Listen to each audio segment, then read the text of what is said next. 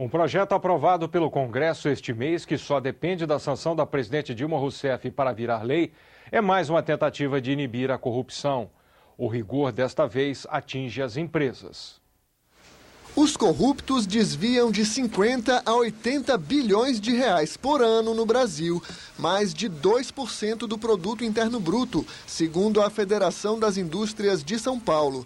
O projeto aprovado pelo Congresso prevê punição mais severa para as empresas envolvidas nesse tipo de crime. Combate efetivo à corrupção não depende apenas da punição ao agente público corrupto, que pratica ser a crença até aqui impregnada no sistema legal brasileiro, mas também da sanção ao corruptor, que não deve ser compreendido apenas como a pessoa física que operou o ato, mas também como a empresa que pretende se beneficiar de conduta ilícita.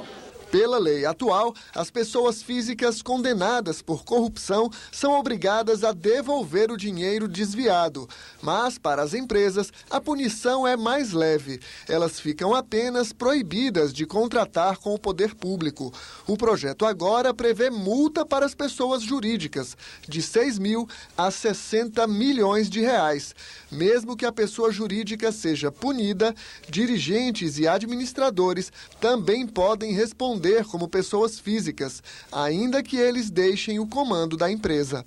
Atinge o patrimônio da pessoa jurídica e determina o efetivo ressarcimento da sociedade brasileira pelos crimes praticados. Nós precisamos buscar a parte do corpo que mais dói nas pessoas físicas que compõem a pessoa jurídica, que é o bolso. Muitas vezes também são as empresas que promovem fraudes em licitações, entre elas próprias, e acabam se beneficiando desses ilícitos, né? E eu acho que faltava uma forma de se atingir realmente os corruptores. E essa lei permite que agora se atinja não só o funcionário, o agente público que foi corrompido, mas também a empresa que corrompeu. Para este empresário, a nova lei vai inibir a ação dos corruptos. Os bons empresários abrem as portas para gerar emprego e para gerar receita, e não para ser enquadrado como bandido. É um mecanismo fundamental que vai ajudar no combate à corrupção no Brasil. Senadores da Comissão de Relações Exteriores e Defesa Nacional fecharam o primeiro semestre com a sensação de dever cumprido. Essa é a avaliação do presidente do colegiado, Ricardo Ferraço. Veja como foi o trabalho da comissão nos primeiros 6 meses do ano. A Comissão de Relações Exteriores e Defesa Nacional aprovou a indicação de 21 embaixadores.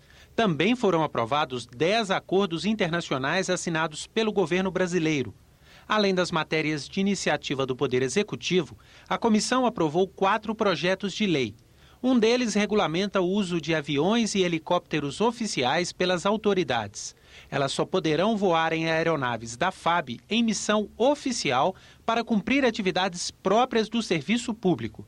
Outro projeto da CRE aumenta de $500 para $1.200 o limite de gastos nos free shops. A comissão ainda realizou 13 audiências públicas durante o semestre. Foram discutidos temas como as relações comerciais do Brasil com outros países e blocos econômicos, além dos programas de segurança nacional. Os ministros da Defesa, Celso Amorim, e das Relações Exteriores, Antônio Patriota, vieram à CRE prestar contas das atividades realizadas pelo governo nos 2 setores. Entre outros assuntos abordados pelos senadores, eles discutiram a renovação da frota de caças da aeronáutica e o futuro do Mercosul. O Mercosul, que já comemorou 20 anos e agora se dedica à incorporação plena da Venezuela, que é um passo de grande importância na história do Mercosul.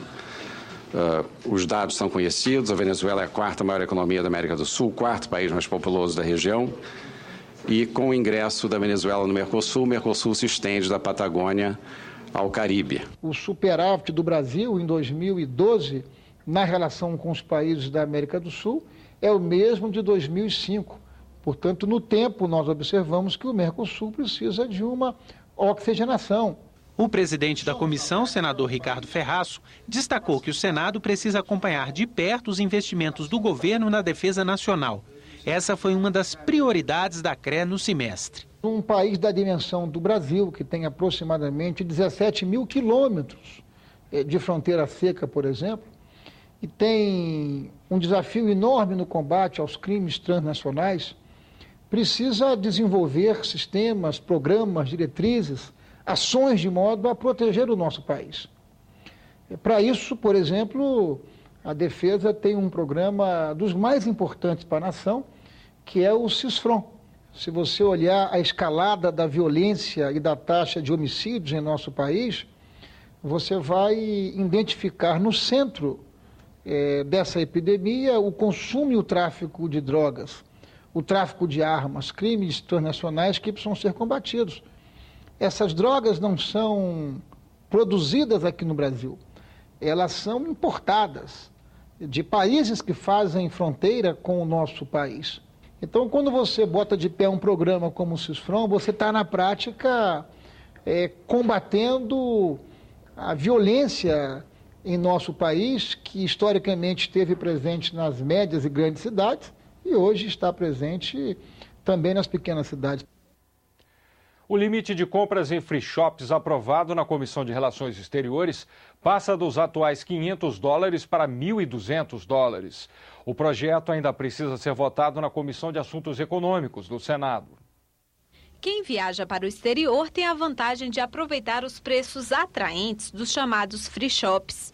Os produtos são isentos de vários impostos e chegam a custar 40% menos do que se comprados no Brasil. Hoje, o turista pode gastar até $500 nas lojas francas.